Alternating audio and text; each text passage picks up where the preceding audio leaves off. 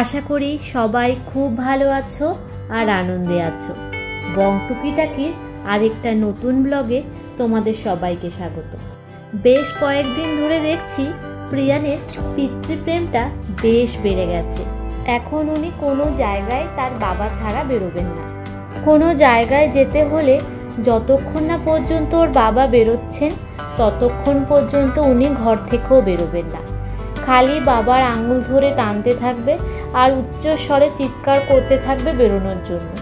ছোটবেলায় বাচ্চাদের করা এইসব খুঁটিনাটি আমাদের মতো প্রত্যেক বাবা মায়েদেরই মনের মণিকোঠায় সারা জীবনের জন্য স্মৃতি হয়ে থাকে, তাই না? দেখো দেখি, এইসব কথা বলতে বলতে ভুলেই গেছি তোমাদের জানাতে আজ কোথায় যাচ্ছি। বেশ কয়েকদিন হয়েছে আমরা কোথাও খেতে যাইনি, যদিও দুদিন আগেই ক্যান্ডি থেকে ঘুরে এসেছি।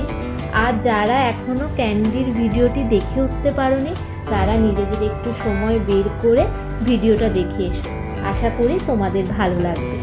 সে যাই হোক, তোমরা তো জানো মানুষের তিনটে হাত, ডান হাত, বাঁ হাত আর অজুহাত।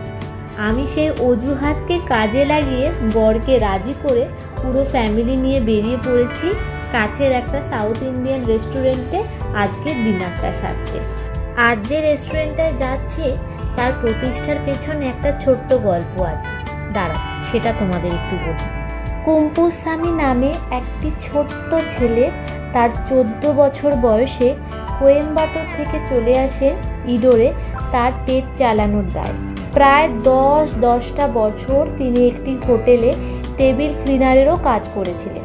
পরে 1977 সালে তিনি নিজের বিল্ডিংয়ের তলাতেই একটা ছোটোখাটো খাবারের দোকান শুরু করেন। তখন কিন্তু এই খাবারের দোকানের কোনো নামই ছিল না। নিয়মিত আসা গ্রাহকরা তাকে কুম্পুস্বামী বা কুম্পু আন্না বলে ডাকতেন, মানে আমাদের বাংলায় বড় ভাই। সেই গ্রাহকদের নামের কথা মাথায় রেখে তিনি 1958 সালে ইরোডে একটি নিজের খাওয়ার দোকান তৈরি করেন এবং তার নাম দেন কুম্পান্না। পরে 1983 সালে যখন তার পুত্র এই ব্যবসায় যোগদান করেন তখন তিনি নামের আগে জুনিয়র শব্দটি যুক্ত করেন। তারপর থেকে এই দোকানের নাম হয় জুনিয়র কুপান্না। 2023 সালের 25শে মে ভারত আর শ্রীলঙ্কার দুটো সংস্কৃতিকে এক করার উদ্দেশ্যে শ্রীলঙ্কান রাজধানী কলম্বোতে তাদের প্রথম আউটলেটের উদ্বোধন করা হয়। আমার মনে হয় আমরা যখন দুটি দেশ, দুটি সংস্কৃতির কথা বলি তখন সংস্কৃতিকে একত্রে আবদ্ধ করে রাখে এমন তিনটি গুরুত্বপূর্ণ জিনিস হলো ভাষা, শিল্পকলা আর খাদ্য। আর খাদ্য সম্ভবত সবচেয়ে গুরুত্বপূর্ণ মানসিক সত্তা যা সংস্কৃতিকে একত্রে আবদ্ধ করে রাখে। তোমাদের সাথে গল্প করতে করতে দেখো কতটা পথ চলে এলাম। আমাদের ঘর থেকে এই রেস্টুরেন্টের দূরত্ব প্রায় 800 মিটার মতো। রেস্টুরেন্টে ঢোকার পথে হাতের ডান দিকে পেয়ে যাবে একটুখানি বসার জায়গা, যেখানে বসে তুমি বিকেল বেলায় চা, কফি আর তেলে ভাজার আনন্দ নিতেই পারো। ঘড়িতে এখন বাজে প্রায় 10টা আর আমাদের সকলেরই খিদেটা কিন্তু বেশ জম্পেশ করে পেয়েছে। দাঁড়াও চটপট করে তোমাদের একবার মেনু কার্ডটাও দেখিয়ে দিই আর আমাদের অর্ডারটাও দিয়ে দিই।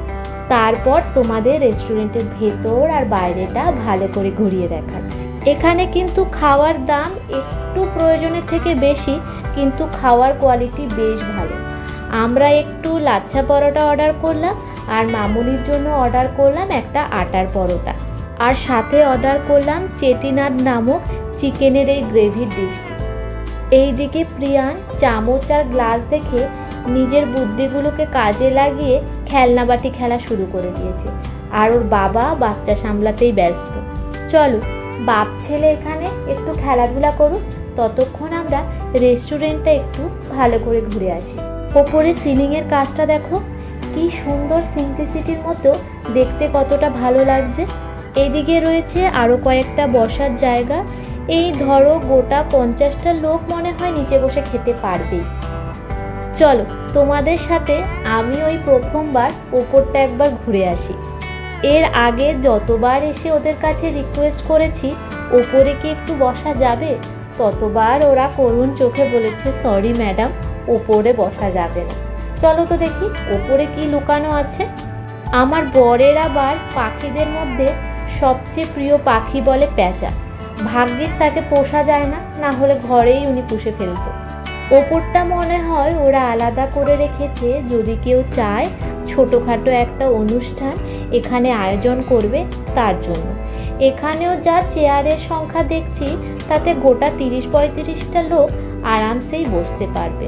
ভারী সুন্দর করে কিন্তু সব সাজানো এখানে, আর দেওয়ালে আঁকাগুলোও কিন্তু বেশ ভালো লাগছে। সিলিংটা দেখো, কত সিম্পলিসিটির মধ্যেও কত সুন্দরভাবে এরা গুছিয়ে গাছিয়ে রেখেছে। চলো এবার নিচে যাওয়া যাক। নিচ থেকে আবার ডাকও এসে গেছে, খাওয়ার বলে টেবিলে সার্ভও হয়ে গেছে।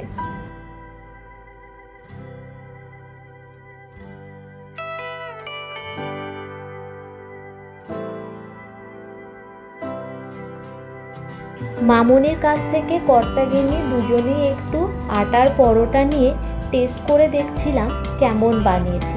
এমনি তো ঠিকই আছে, কিন্তু ভেতরে আটার গন্ধটা বেশ ভালো পাওয়া যাচ্ছে। তাই দেরি না করে যেখান থেকে এনেছিলাম সেখানেই আবার পাঠিয়ে দিলাম।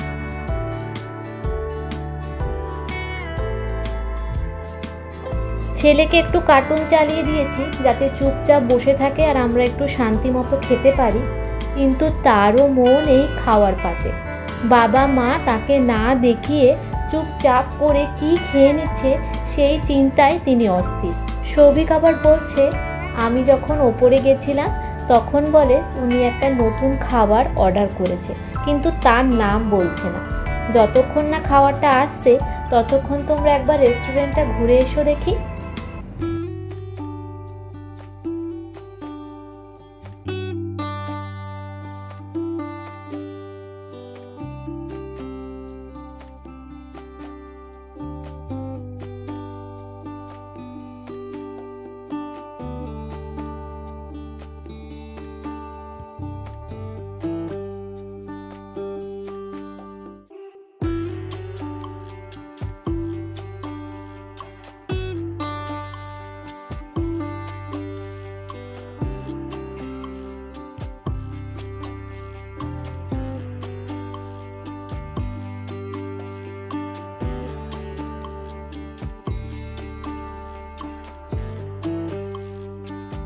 এই দেখো, উনি কখন চুপি চুপি সারে আবার 4টে বড়াও অর্ডার করে দিয়েছে।